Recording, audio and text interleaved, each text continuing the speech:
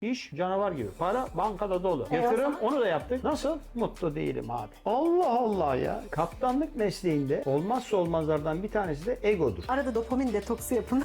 Tavsiye ederim. Ya Benjamin Button diyorlar da işte. Hiç kimse mükemmel değildir diyerekten böyle. Ben farklıyım. Kaptanı irdelemek lazım. Kaptan kimdir? Evet. Kaptan nedir? Bu da Anlamış havacılığın oldum. Ha. gerçek yüzünü görmüş oluyoruz burada da tekrardan. İleri, daima ileri ama ne olursa olsun ileri. Uçak düşmez, hiçbir zaman düşmez yani. Yıllardan beri dedi uçarım dedi. Yani senin dedi yaptığın iş dedi hiç dedi etik olmadı dedi. Kadın gördüğüm zaman ben ekstra bir gururlanıyorum. Yaratılışı gereği tatmin olmayan insan ya. Tatmin olmaz yani. Açıkça söylemek gerekirse işimiz çok zor ama işimi çok seviyorum. Habire update'ler oluyor, eğitimler oluyor, imtihanlar oluyor. Uçak gökyüzünde kaybolabilir. Vallahi Hayatım. kaybolmaz diyeceğim ama kayboldu.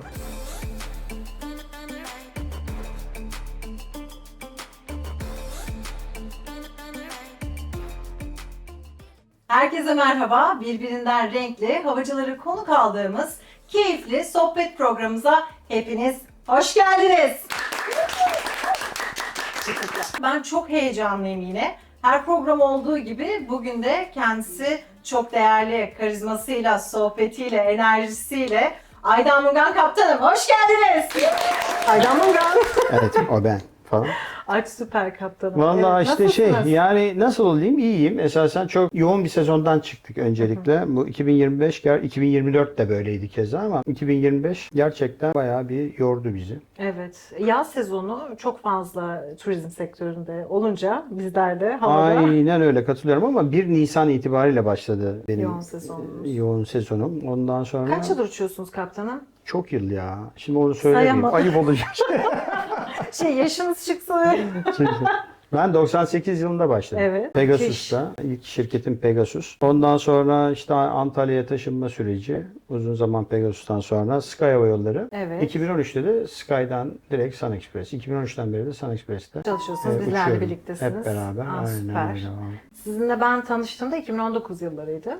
Ben daha- 2019. evet, yeni başlamıştım. İlk Havacılıkta uçuşlarımdan bak bir de biriydi. böyle bir şey var biliyor musun? O Hatırlamıyor kadar hızlı geçiyor ki zaman. Evet. 2019 aman Allah'ım şuraya bak. Kaç sene olmuş? Üzerinden bir Altı, 7-8 sene, altı, 7-7 sene aynen geçti. öyle. Evet, ben 7. yılımdayım. Evet. Her zaman geçti.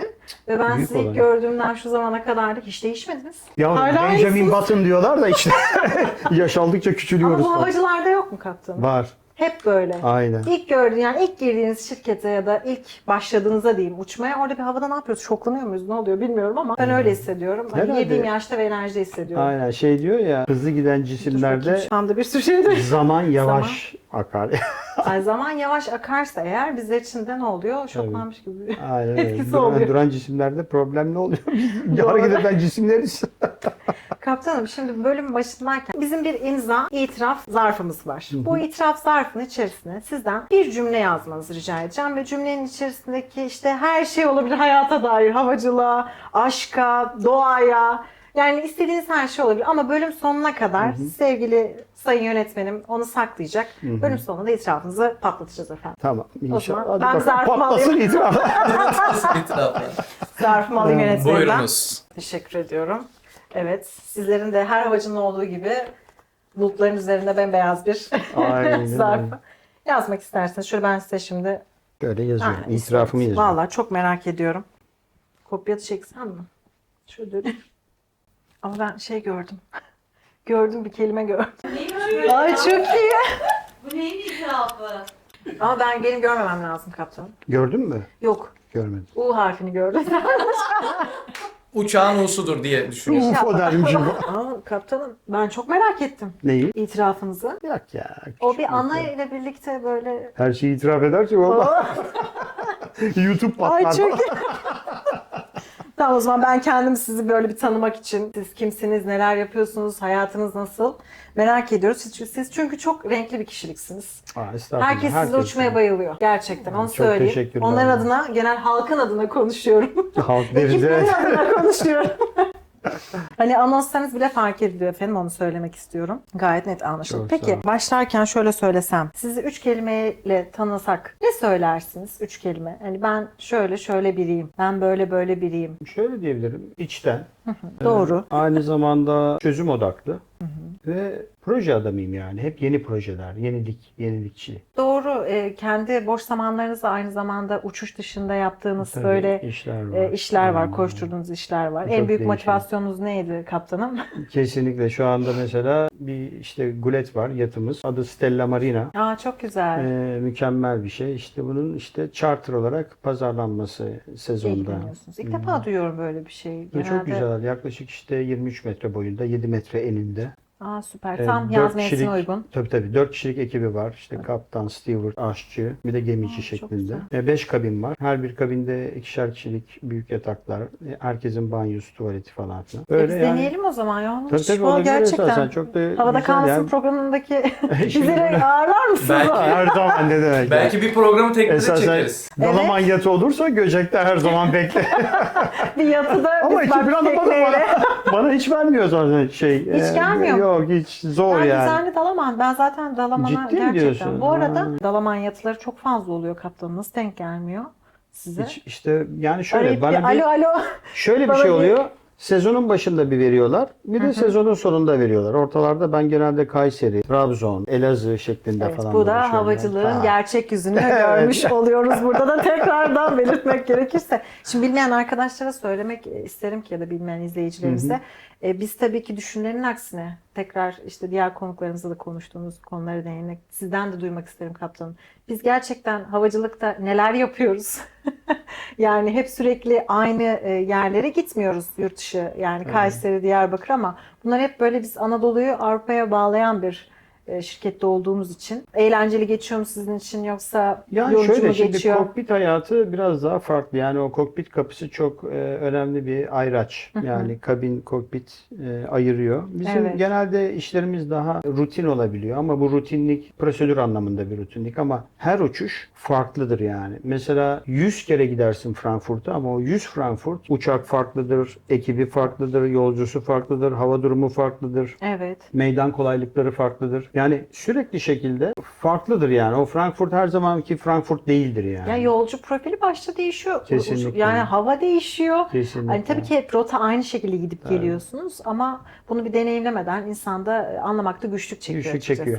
Ama Yaşanması mesela- gerekir. Katılıyorum. Kabin biraz daha renkli olduğunu düşünüyorum. İnanılmaz, Çünkü evet. insan faktörü var sizde. Yani ne Doğru. gibi insan faktörü var? O kadar çok 190 tane ayrı yolcu, ayrı insan, ayrı kişilik, ayrı Onlarla karakter. uğraşıyoruz ve hepsine güler yüzlü olmamız bizim zaten kimliğimizin Aynen bir öyle. parçası olmuş oluyor. Hastası var, sağlıklısı var, şen şakrak olanı var, asabisi var. Peki Yani çok size böyle değişik. bir sorunla geldiğimizde, ya da işte kaptanım ilk yardıma ihtiyacımız var, işte ya da acil iş yapmamız geldiğinizde, o soğukkanlılığı korumayı nasıl beceriyorsunuz? Yani sizin kendi karakteristik özelliğiniz de var mı? Sonradan mı gelişiyor yoksa bu? Bu genelde ilk başta tabii ki değil. Ta öğrencilik yıllarına gittiğin zaman Evet. mesela çok daha şey olabiliyorsun, duygusal olabiliyorsun.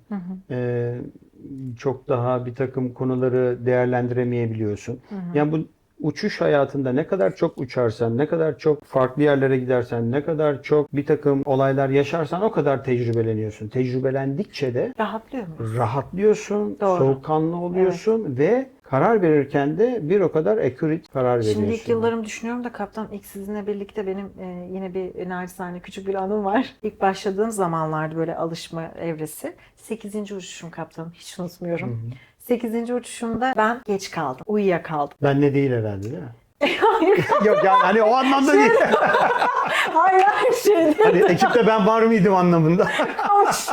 Evet, işte sizin yalnız Ha, öyle mi? uyuyakaldım. Daha Ha. doğrusu ben baştan şöyle düzgünce bir anlatayım. Bizi bir gece öncesinden, bize geliyor ya kaptanım, uçağa gelmeden önce işte bizi alıyorlar, servis araç, işte mesaj geliyor. Bilmeyenlere detaylı bir şekilde anlatıyorum.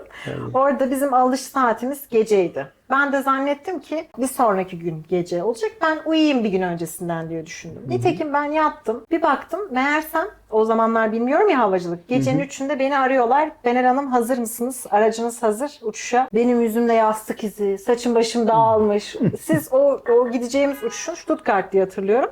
Kaptanıydınız. O zaman ben yeni başladığım bir memur olduğum için amirimi aradım. O da geç kalmış. Ben kaptanım Amir sizi kimdi? aramış. Neslihan Ahmet. Vay. Evet. Neslihan'a buradan selamlar. Onunla birlikte ben hiç sıkıntı yok. Ben de arabayla geliyorum. Zaten söyledim kaptanımızın haberi var. Neyse koştur koştur gittim. Uçak başına doğru geleceksin. Uçak başı ne? Ben nasıl uçak başıma tek başına gidiyorum? Hani bu hiç bilmediğim bir şey ve 8. uçuşta nasıl olabilir diye meğersem o alandan, aprondan, o ara geçişten serviste gidiyorsun da uçağa doğru. Aynen öyle. İşte geldim kaptanım siz çok gayet rahat bir şekilde oturuyorsunuz böyle. Bana baktınız. Benal dedi simitler nerede dedi. Ne simiti kaptanım dedim ben böyle. Geç kalanlar her zaman simit getir dedi. Olmaz dedi. Uçamazsın dedi. Böyle yapıyorsunuz. Ben şimdi o kadar gerildim ki bana. Ne alaka falan geç kalmışım. Evet diyorum niye Adam simit? kızar mı eder mi falan filan. Hayır kızdınız mı? Espri mi yapıyorsunuz? Laf mı sokuyorsunuz? Hiçbir şey anlamıyorum kaptan. O kadar poker böyle şey yaptınız ki yüzünüzde. Poker face. Evet biraz poker face.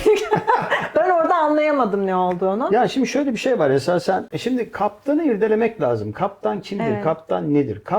Kaptanı kaptan yapan konu kaptan problem çözer. Evet. Problem çözecek. Yani bu adam ya da kadın problem çözecek. Yani bu problem hasıl olmadan bakacak vizyonuyla işte tecrübesiyle ya bu iş probleme doğru gidiyor. Onu o zaman Nasıl bertaraf edecek. Ya da hasıl olmuş bir problemi çözecek. Yoksa zaten yaşamın kendisi problem yani. Yaşantımızda, Her yere özel hayatımızda, geçiyoruz. iş hayatımızda zaten bu problem. Ama işte kaptan niye kaptan? Yoksa first officer arkadaşı da alıp sol sandalyeye koyarsak zaten 1-2 haftada lövye böyle gaz kolu böyle uçar. A'dan B'ye, B'den A'ya gider gelir. Ama çok Ama rahatsınız. O kaptan profesyonellik evet. Onu diyorum sana. Kaptan olmak problem çözmekle ilintili bir konu. Problem Doğru. çözeceksin. Bağırma, çağırma, kızma bunlar olmaz kaptanda. Anladın mı? Yani yapanlar da var mıdır bilmiyorum. Düşünmüştüm.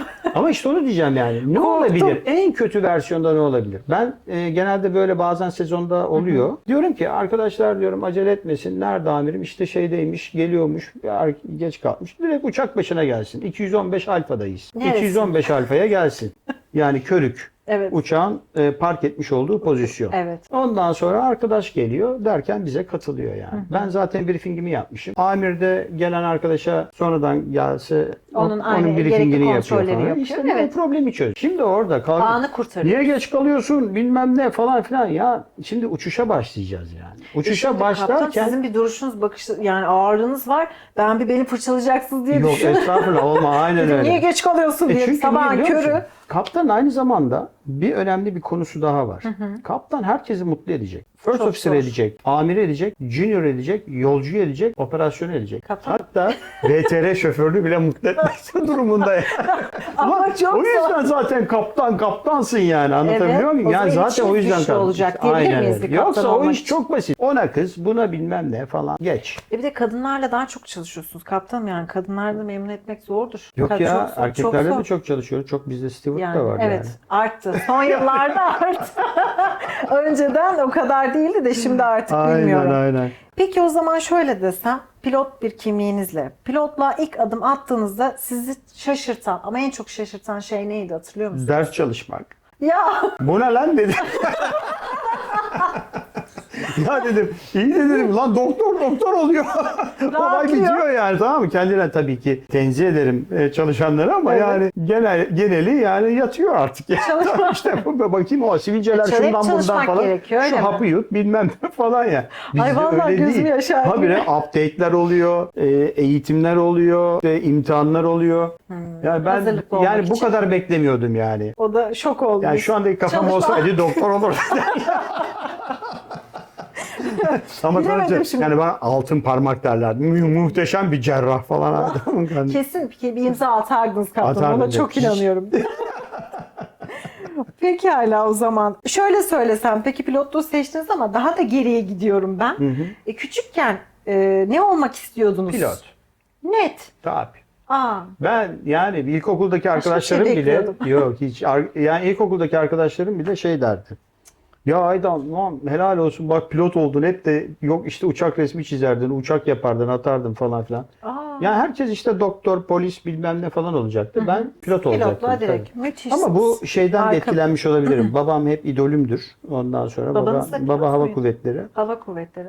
Pilot. Benim babam da hava kuvvetleri. Ha öyle mi? 76'da o mezun olmuştu. Ha benimki biraz eski. Daha da 57 derecesi. Onun o zaman dedem de benim havacıydı. Tabii. Rahmetli Ben oradan. babamın Türk Hava Yolları dönemine denk geliyorum. Oo. Tabii. Benim abim var bir de. Abim de Türk Hava Kuvvetleri dönemine denk geliyor. Bu aileden gelen bir Tabii. şey. Yetişme tarzlarımız bile farklı. Abim hala rahat ol, kalk falan şeydi. Ben de ya baba öyle değil ya falan. O zaman iki asker evladı anlarız birbirimizi diyerek. Tabii, kesinlikle. Ben kaçtım işte olmaktan açıkçası. Çünkü ama yine beni havacılık buldu uçucu soyadım olunca. Tabii sen bir de Sıra. doğuştan uçucu. Evet. Ben uçucu. Ama istemedim ki. Evet, şirkette ya da bir yerde tanındığım zaman doğru uçucu kimliğimiz var. Ama keyif almıyor musun Allah aşkına? Ya açıkça söylemek gerekirse işimiz çok zor ama işimi çok seviyorum. Çok sev- Ben de öyle. Her gün gerçekten. yeni insan tanıyoruz. Aynen böyle öyle. güzel insanlar tanıyoruz. Tabii. Aynı zamanda farklı yerler görüyoruz ama hep böyle zorlukların arasında güzellikleri bulunan bir meslekteyiz bence. Kesinlikle. O yüzden ben ondan keyif aldım. Ben de çok alıyorum. Bırakamıyorum. Bağımlılık yaptım. Aynen öyle. Yani çocukluktan beri hep istediğim bir şeydi. Dolayısıyla ben genelde öyle yani çocukken bir takım hedeflerim falan vardı. Esasen hepsini başardım yani. Ve çok güzel. Demek ki o zaman size şunu da ekleyebiliriz. Tuttuğunu koparan bir kişiliğiniz var. Hedef. Tabii Atış. motto var. Hayatta mottolar çok önemli. Benim mesela motto ileri, daima ileri ama ne olursa olsun ileri. Hep ileri. Hep kendini ileri. geliştiriyor. Tabii hep ileri. Aydın bir kişilik, atıcı Yok bir çocuk. estağfurullah ya ama değil ha. Yani hani benim motto ben bunda gidiyorum Aa, yani. süper. Hala hiçbir zaman durmak yok yola devam. Aa, Don't ever never give up. Hiçbir zaman ya bunlar hep önemli şeyler. Bu mottolar gerçekten hep Tutması kendine mı söylediğin gerekiyor zaman diyorsunuz? tabii. Zaten yani ama psikolojim bunu bile söyleyip o uygulamayanlar da var kaptan. Şu bunu söylüyorsunuz. Adam oturuyor, yatıyor ya televizyon izliyor. Uyguları uygulamaz. Önemli olan uygulamak değil mi mesela? uygulamak tabii ama Mottoyu. bazen gerçekten hepimizin psikolojisi, çünkü her insan psikolojik bir varlık. Bazen gerçekten çok kırılgan olabiliyoruz. Bazı dönemlerimizde çok hassas olabiliyoruz. Çok güçsüz hissedebiliyoruz kendimizi. İniş çıkışlarımız İnişler, var. Ona göre çıkışlar var, yapıyoruz. yaşamdaki yaşanmışlıklar var, bir takım olumsuzluklar olabiliyor falan ama önemli olan konu hep işte diyorum ya, tabii ki onu da yaşamak lazım ama onu kısa tutmak lazım. Hep ileriye, Hep ileriye. hep ileriye, hep yataktan ileriye. çıkacağız. Yukarı ama olmak Duşumuzu zorunda. yapıp ondan sonra atacaksın kendini dışarıya yani. Bu Anladın işte mı? bizim kimliğimize uyuyor o zaman. Yani Tabii, hep ileriye kesinlikle. odaklı bir karaktersek eğer Tabii. açıkçası bu meslek Tabii. grubunda da uyuyor O diye yüzden onu düşünüyorum. diyorum yani esasen hobimden para kazanıyorum. Yani dolayısıyla Allah'ın şanslı kulu diyebiliriz yani. Öyle olunca hayattan zevk al. Bir de birazcık da genç kalmamızın sebebi de olabilir böyle. Bence, de tabii, ondan. Çünkü tabii. keyif almasını biliyoruz. Sürekli hep aynı şeyleri aynı skalanın altında dönmesi. Tabii. Monotonluk içerisinde dönmesi insanı çok yaşlandırır kötü mı? etkiler yani her anlamda yani. Doğru diyorsunuz. Monoton. Yani bir evde hep koltuğun aynı köşesine oturuyorsa artık kıçının şeklini almışsa değiştir. O zaman Bir farklı şeyler yanlış pozisyon yani. almayla. Tabii. Peki Bir o şeyler zaman. yanlış yani. Keyfimiz çok güzel giderken peki kaptanım böyle size eğlenceli sorular sormak isterim Sapık açıkçası. sapık sorulara mı geçtik? Aynen absürtlüklere geçtik evet. Sonrasında tabii ki en çok merak ettiğimiz doğru yanlış sormak istediğim şeyler var. Çünkü bazen hani bir kaptan olarak o bilgi donanımının asıl netliği sizden öğrenmek isteriz. Estağfurullah. Ben önce o zaman değiştiriyorum. Bir doğru yanlış bakalım kaptanımız ne der? Doğru mudur, yanlış mıdır bilinen mitler? Birinci soruna başlıyorum kaptanım. Hızlı bir şekilde doğru ya da yanlış demenizi rica edeceğim. Uçakta kapı uçuş sırasında açılabilir. Yanlış. Tamam. Türbülans yüzünden uçak düşebilir. Yanlış. Uçakta telefon açmak uçağı düşürür. Yanlış. Bütün yanlış mı hazırladık bu soruları? Peki uçak tek motorla rahatça uçabilir. Doğru. Müthiş. Pilotlar uçuş boyunca uyur. O da yanlış. Uçuş sırasında tuvalet kapısı dışarıdan açılabilir. Doğru. Uçağın arka tarafı daha güvenlidir. Hadi lan orada. Orta en baş kısmı kaldı. Hangisi? İstatistikler falan. Lan bitince bitiyorsun ya. Hepimiz. Öyle bir dünya yok yani. Hayır o yüzden diyorlar ki bana arkayı ver. Arka en sağlam. Yok ortada Psikolojik bölününce. insanlar rahat edecekse Uçak şimdi düştü kaptan. Düşünce orta kısım şimdi düşünüyorum fiziğe göre arka kısım düşüyor. Orta boş kalıyor. Ön düşüyor. O zaman orta ya da şimdi güvenli. esas şunu açıklamak lazım. Uçak yani düşmek kelimesi esasen uçak düşmez hiçbir zaman düşmez yani. Uçağın düşmesi nasıl nasıl olabilir ki yani? Düşünsene ya. O ihtimali hiç O ihtimali vermiyoruz. hiç vermiyorum. Doğru. Bir tek Malezya Evet. Hava Yolları'nın bir şeyi vardı. 777 yanılmıyorsam. O füzeyle vurdular mesela. Ondan sonra Kore Hava Yolları'na ait bir uçağı işte Rus MiG füze attı. Onu Rus hava sahasına girdiği için düşürdü. Yani bunların haricinde Ekstrem bir durum dışında uçak, diyorsunuz. evet yani bu ekstrem bir durum. Yani füze falan. Mesela Ukrayna Normal uçağı giden kalktı uçağı. İran'dan değil mi? Tahran'dan kalkıyor pırt. Oradaki Serbest. İran savunma bakanı vücut diye şeyi attı. Füze attı. Tabii. Bütün herkes gitti yani. O da acı Şimdi verici bir durum bu da başka böyle bir konu. bu Ama bu gerçekten çok yani çok zor olma ya. ihtimali Olmaz, zor. zor yani. Doğru. Ama Evet, oralardan yani uçmuyoruz durduk yere çünkü. giden bu uçağın- Savaş bölgelerinden uçmuyorsun etmiyorsun. Peki uçak nasıl düşüyor? Nasıl oluyor? Şimdi ben uçak önde 2 tane adam Uçağı var hiç ya da düşüremeye kadın. girdi. Evet, önde Birine bir kişi var. kaptan diyoruz, birine de first officer diyoruz. Genelde human error'dan dolayı yapılan İnsan yanlış bir faktörü, takım evet. konulardan, evet insan faktöründen dolayı ya da alınan yanlış bir takım kararlardan yorgunluk ya olabilir, da dikkatsizlik olabilir. ya da awareness, situational awareness yani farkındalık, durumsal farkındalığın kaybolmasıyla bir takım yanlış işlerin sonucunda dağa vurmalar, pistte inerken bir takım kırımlar olması gibi yani. Olabilir Bunları taşlandırabiliriz tabii. Anladım kaptanım. Yani anladım. odur yani. Yoksa Bunlar bir bizim uçak için böyle kulağımıza durup küp oluyor. dururken hop ne oldu uçak düştü bak görüyor musun? Ya öyle bir şey tabii ki. Hava boşluğu gibi. Havada boşluk var mı? Evet. Hava boşluğu diye bir şey olabilir mi ya? Havada boşluk Yok. olmaz. İşte ne oldu? Uçak hava boşluğuna geldi. Bir anda düştük falan böyle. Yok, Havada olmuş. böyle türbülans. Türbülans en çok Şöyle bir örnek korkulanlardan vereceğim. bir tanesi. Ben abi. Büyük bir leğen alalım. Tamam. İçine suyu dolduralım. Doldurduk. Ağzına kadar doldu su. Tamam. Bir bardak alalım. Suya daldıralım. Leğene daldırdık çıkarttık. Su boşluğu oldu mu orada? Yok yerine tekrar aldı ama sıvı İşte zaten. bu aynı. aldığı Havada şekli. zaten aynı Hava şekilde. daha da yaygın yani. Fizik Tabii. kurallarına girdik şu an. Yani Fizik o dersi yüzden bir. aynen öyle. Yani Aerodinami dersi. şu hava boşluğu kelimesini artık bizim literatürden yani halkımız kaldırsın kardeşim. Gazdan ya. düşünün. Tüpten düşünün. Tüpü de düşün yani. Artık nereye gidebilir ki? Aynen Tekrar aynı öyle. yere dolduruyor yani. Evet. Peki Güzel niye örnek sallanıyoruz? Sallanma çünkü Ben bunu yolcuya anlatamam ama işte onu diyorum ya aynen Çok öyle. zor. Değişik hava cepheleri, bir takım işte sıcak, soğuk, işte basınç değişiklikleri, bir sürü faktör oradaki hava akımlarını ya dikey olarak ya yatay olarak hareketlendirmiş. Sen de onun içine girdiğin zaman hani girdaplı bir Arkadan. suyun içinde bir kayıklısın yani. Onun gibi bir şey yani. Tam da benim son sorum. Uçak gökyüzünde kaybolabilir. son. Vallahi Ay, kaybolmaz diyeceğim ama kayboldu. Ay evet O da doğru. Malezya O da Hava Yolları Malezya- gitti. Ya bu Malezya'da ne varsa. Ben de onu diyecektim. Öyle. Vallahi cümlemi aldınız. Çok mango yemekten oluyor. Mango da lezzetli. Ben de severim bu arada. Şeker fazla şeker.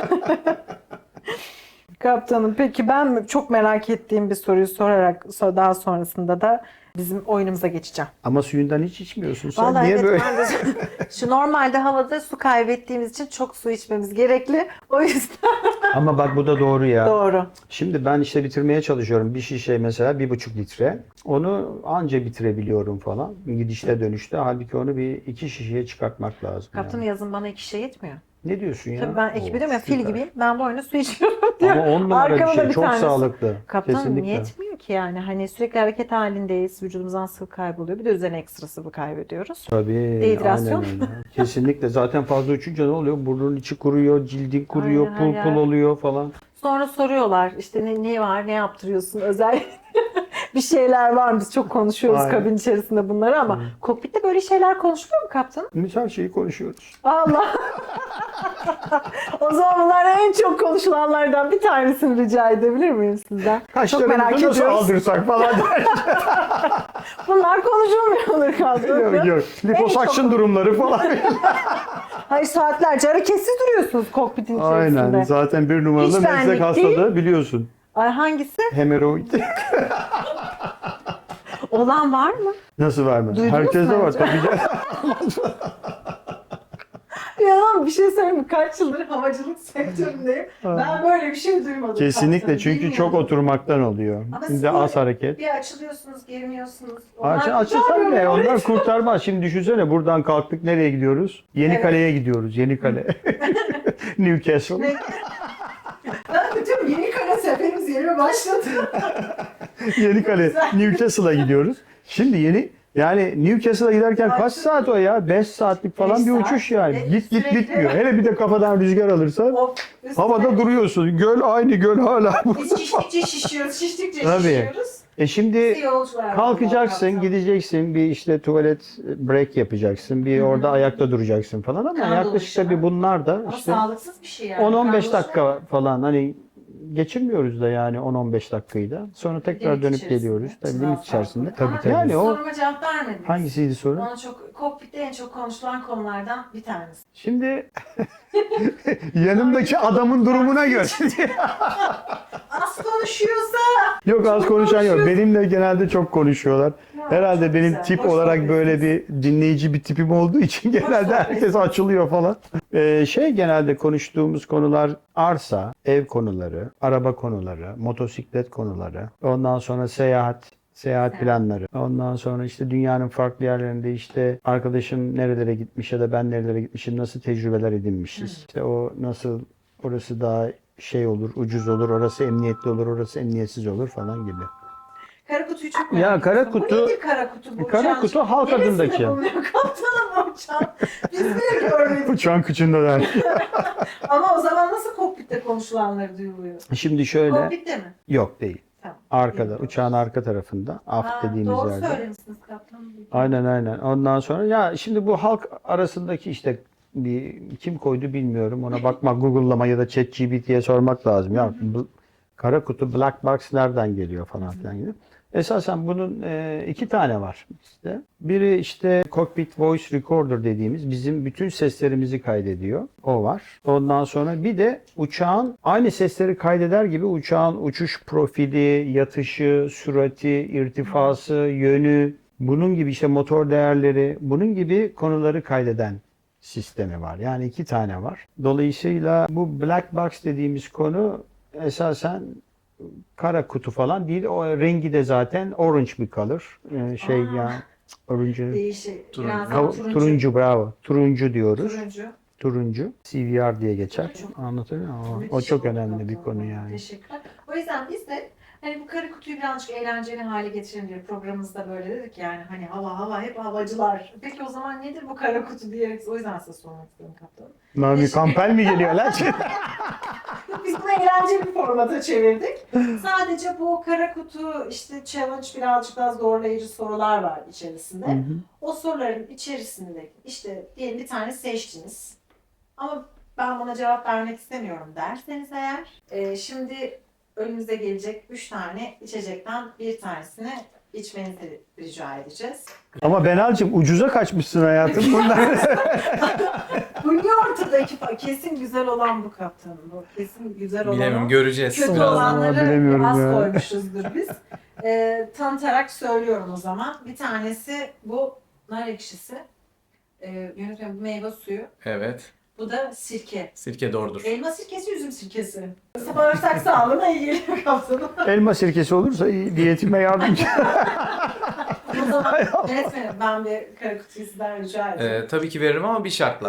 Aa, Para mı Kaptanım istiyor? Bu ne kardeşim? Nasıl bir yere geldik? şimdi bedava bizde her şey bedava. daha kıymetli bir şey isteyeceğim. Kaptanımdan kanalımıza abone olmalarını izleyicilerimizden rica etmesini isteyeceğim. Ve beğeni tabii ki. Tabii kesinlikle. Benal'in bu YouTube'una kesinlikle üye olalım. Olmazsanız sizdeyim. Havada kalmasın. ha. Havada kalmasın, yerde kalmasın. Muhakkak oluyorsunuz ha, tamam mı? Captain's Order. Oh. Onu da söylüyor ya. Artık mesaj alınmıştır Tabii diye. yeri gelince otoriteyi de kullanacağız arkadaşlar. O zaman geliyor. Ver Buyurun. yavrum kara kutuyu. Evet kapılar iyice karıştırıyor. Teşekkür ediyorum. Kaç tane çekiyorum? Bir tane. Ha, bir tane. Süper. Aynen. 5 tane sorumuz olacak. Bir tanesiyle başlayalım. Biz de diyorum kaptan. Bu ne rezillik falan. Atıyorum. Ay çok merak ettim. Kaptan kimliğini hiç birine hava atmak için kullandın mı? Lan yaşantımız bu zaten biz atıyoruz. Ya yapmak istiyorsunuz sen. Atıyor musunuz kaptanı? Yok hava atmak için hiçbir zaman şey. Ben yani muhakkak vardır ama ben tarzım değil yani. Alçak gönüllü bir adamım ya. Öyle şey yapmam yani. Hani Evet. alçak gönül her Ama zaman konuşun ağzına. yani yaşamla alakalı alçak gönüllü olun. Alçak gönül her zaman size kazandırır. Yaşamda kazandırır. Anlatabiliyor muyum? Yaptığımız iş çok önemli. Çok güzel bir iş. Çok unik bir iş. Herkesin yapmadığı ya da yapamadığı bir iş. Ama bununla hava atmak yani.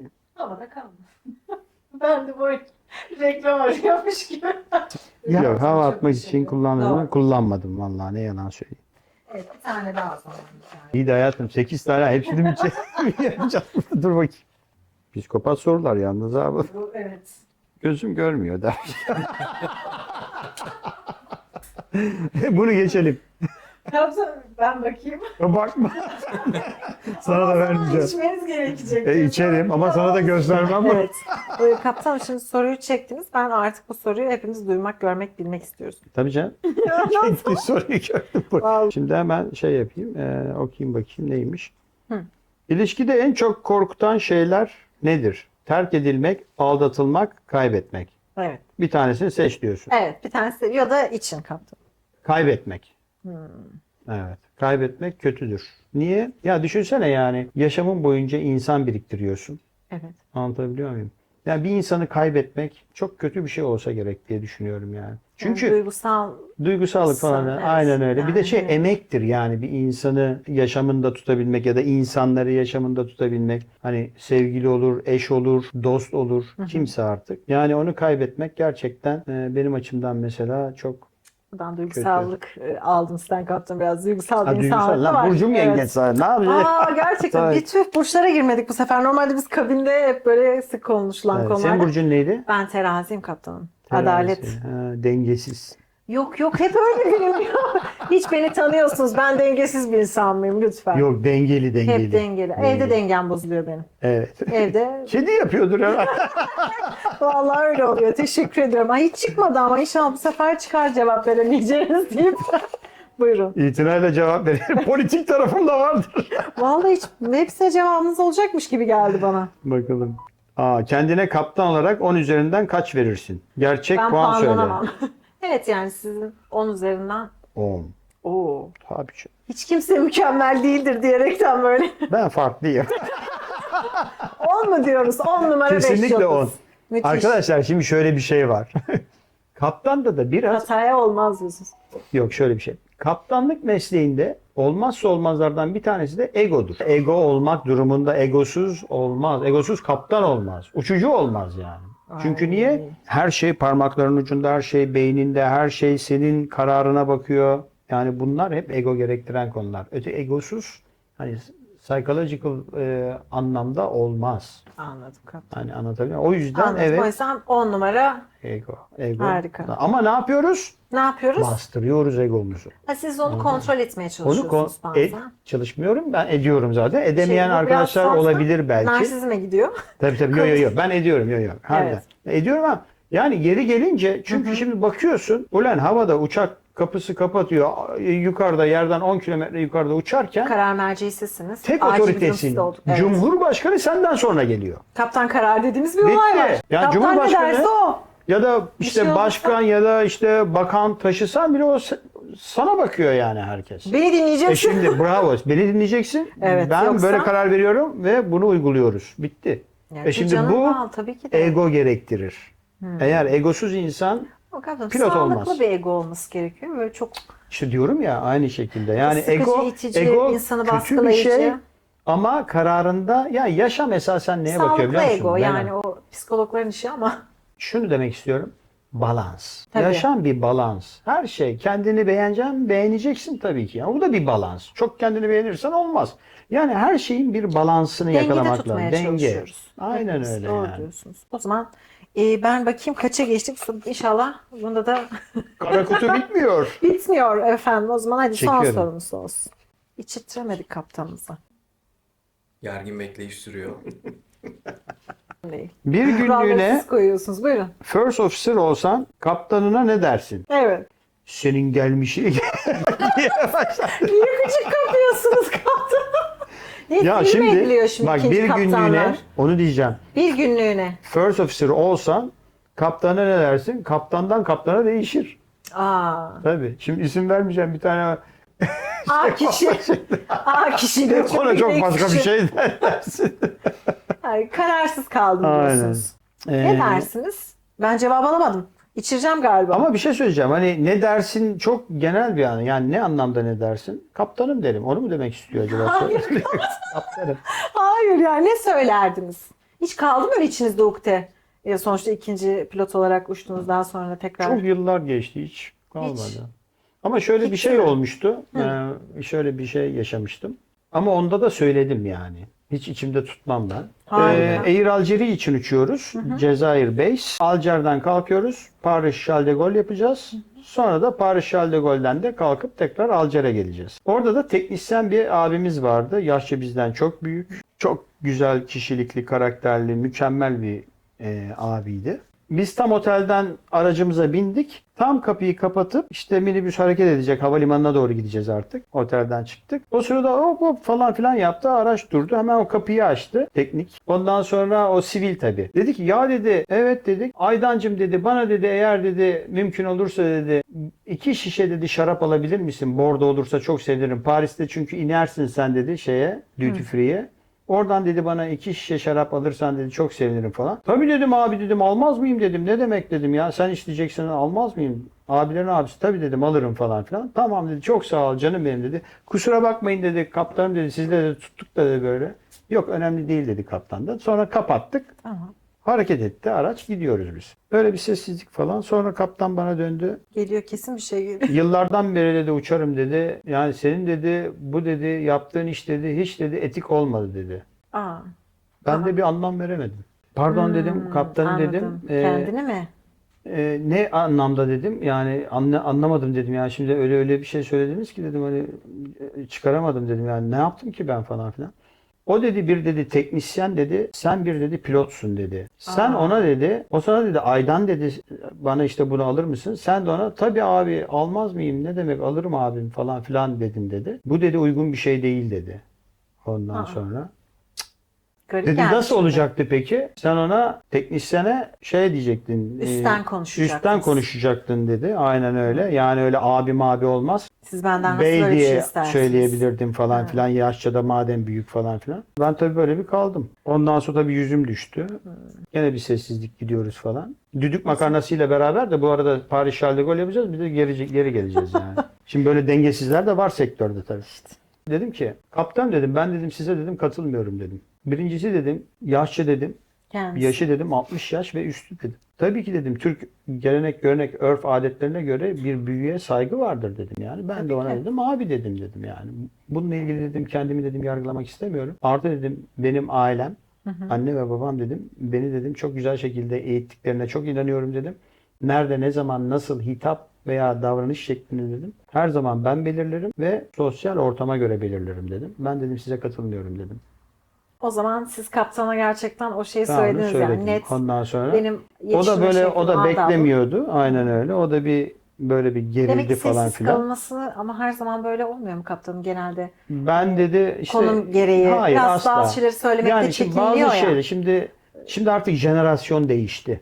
Çok. Şimdi tabii, susmuyorlar. Şimdi susan yok zaten. Tamam. Biz de susmuyoruz. Ama bir hiç şey kimse söyleyeceğim. susmuyor. Susulmaması da lazım. Yani Evet, bir şey kesinlikle. Orası bir şey doğru. eğer senin açından uygun değilse, improper bir durum varsa Ama bunu bunun dile söyleniş getirmek şekli vardır kaptanım. Yani tabii, hani kesinlikle. ben demiyorum ki insanlar sussun. Tabii bizde de kabinde de aynı şekilde, siz de kokpitte görüyorsunuz farklı insanlar. Yeni gelen arkadaşlar çok tatlı, dinamikleri çok güzel olabiliyor.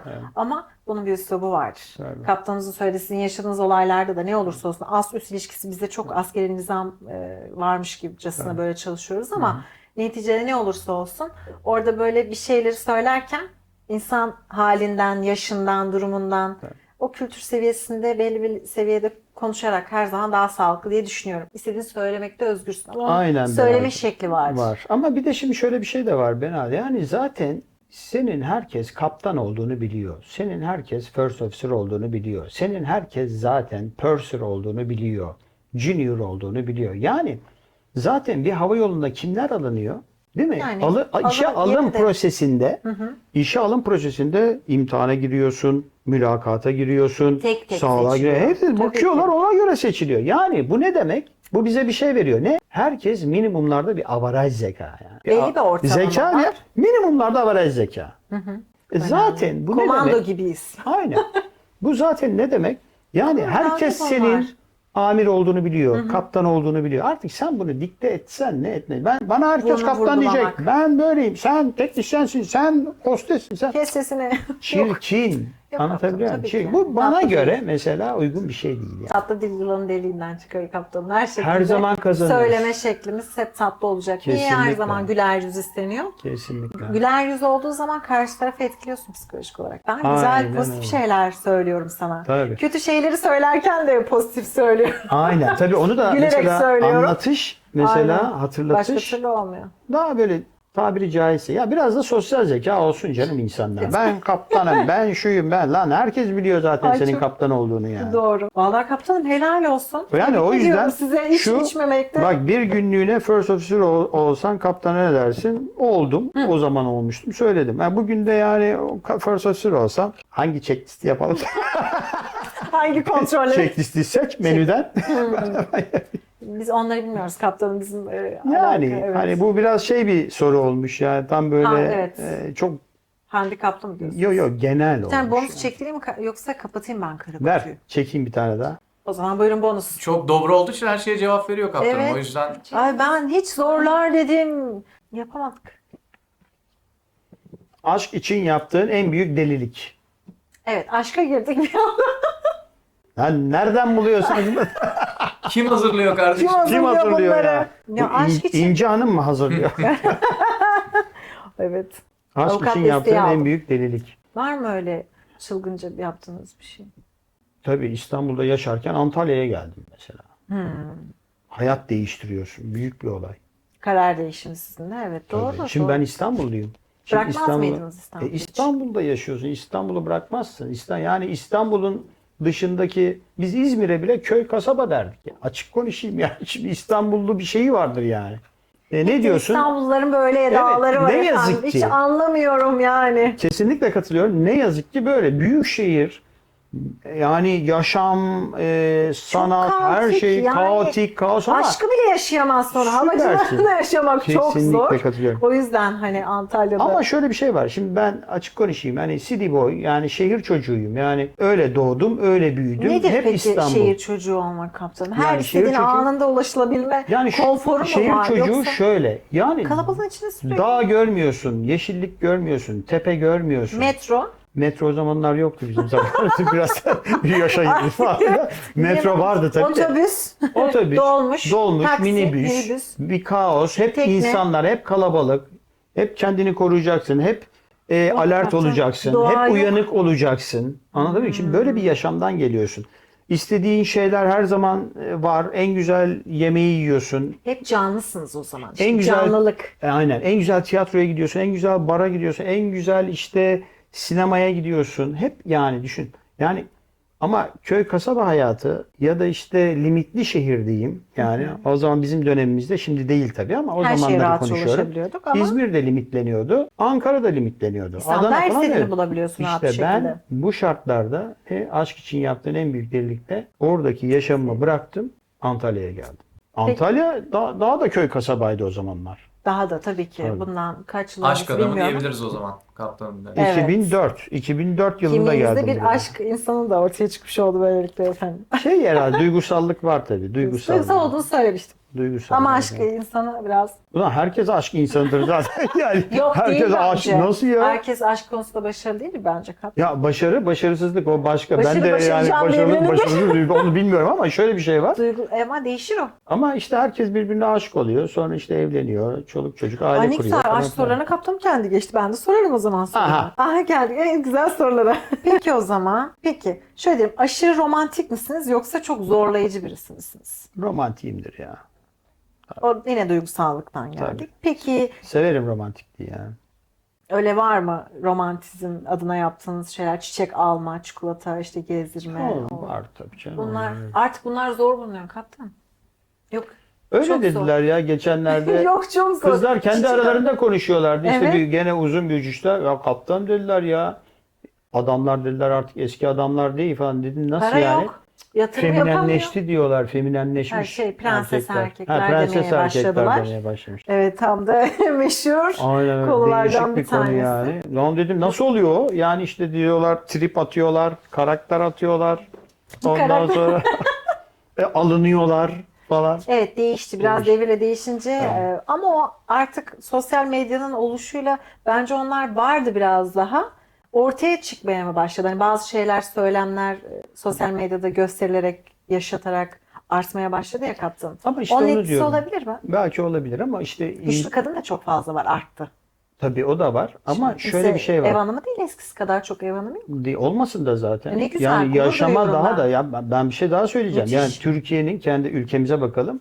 Hep Yeterli güçlü değil kadınlar gene. yetişiyor, harika. Yetişiyor ama yeterli değil. Daha olması lazım. Daha fazla pilot, daha fazla doktor, daha fazla avukat, daha fazla iş kadını. Açıkça Anlatabiliyor doğruyu muyum? söylemek gerekirse ben neyden mutlu oluyorum biliyor musunuz? Yani kokpitte kadın gördüğüm zaman ben ekstra bir gururlanıyorum açıkçası. Tabii, ne kaptanım. kadar Daha güzel. da mutlu oluyorum. Ben Çünkü de mutlu gittikçe oluyorum. sayı artıyor. Tabii. Bu çok güzel bir şey. Ha, tabii ki demiyorum ki feminizm, hani bizde sürekli kadın ama bir denge olması gerekiyor Dengede dediğimiz şey feminizm konusu. o da tabii olması lazım gereken. Evet. Feminizm kötü bir şey değil. Feministlik Değil. falan filan bence hatta Yarı sağlıklı bir feminizm olay. birazcık Ama tabii ama şöyle bir şey var. İşte diyorum ya gene balansa geliyoruz. Yani her şey bir ölçülü olmak durumunda. Evet. İnsanlar bugün baktığın zaman evin var mı? Var. Araban var. İş canavar gibi. Para bankada dolu. O Yatırım zaman? onu da yaptık. Nasıl? Mutlu değilim abi. Allah Allah ya. Yani ne? Doyumsuzluk var. Çorba güzel ama tuzu yok. Onun gibi bir şey yani bu.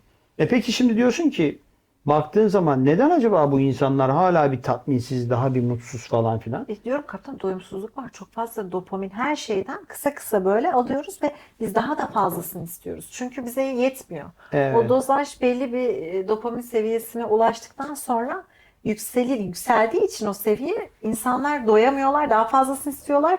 Daha dibe düşmeden, o yüzden arada dopamin detoksu yapın tavsiye ederim. Şununla da biraz alakalı. Çağımızın da bir getirisi herhalde bu. Çünkü niye mutsuz oluyor insanlar? Mutsuz edecek çok şeyler var.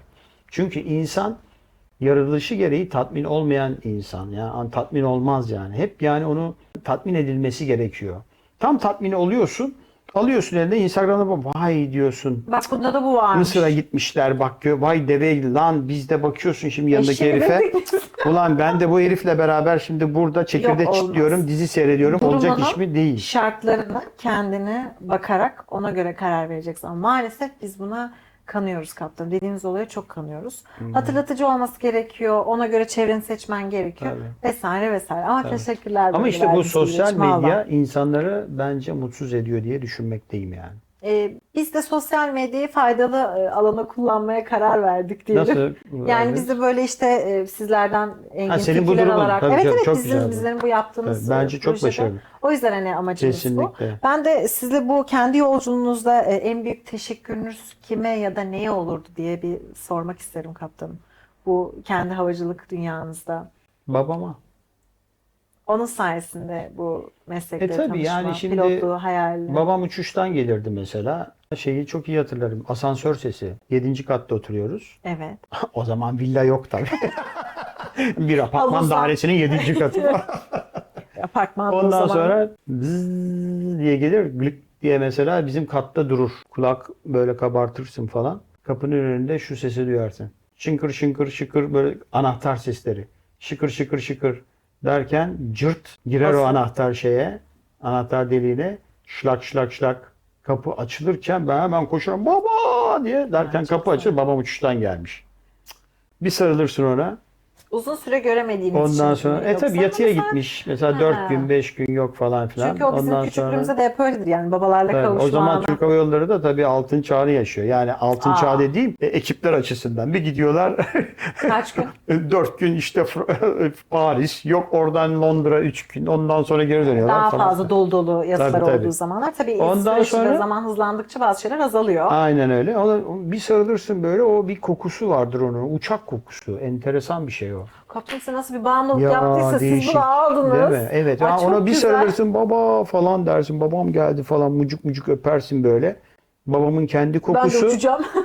uçak kokusu. Müthiş. Uçak kokusu vardı Harika. mesela. Böyle değişik bir şey. Uçak kokusu. O Evet, vardır ona yani. katılıyorum kaptanım gerçekten. Böyle sarılırsın bir Alışma koklarsın evresi var işte ona da, o dersin bu kokuya. falan böyle değişik. İşte oralardan etkileniyorsun işte demek ki. Sonra Demek işte ki. babam her zaman tabii benim çok şeyim oldu. Yani yaparsın edersin falan. Yani çok En beni büyük hep destekçilerinizden biriydi. destekledi. Yani çok support etmiştir Ben beni babanıza ne yaşamımda. güzel. Teşekkür etmeniz çok Yani gurur verici. ona çok teşekkür ediyorum. Artık tabii. böyle geldik bölümümüzün sonuna. Programın en başındayken sizden bir itiraf cümlesi almıştık. Hı hı. Yönetmenim onu iyice sakladı bölümün sonuna kadar. Merakla hepimiz bekledik. Ve ben yönetmenimden rica ediyorum.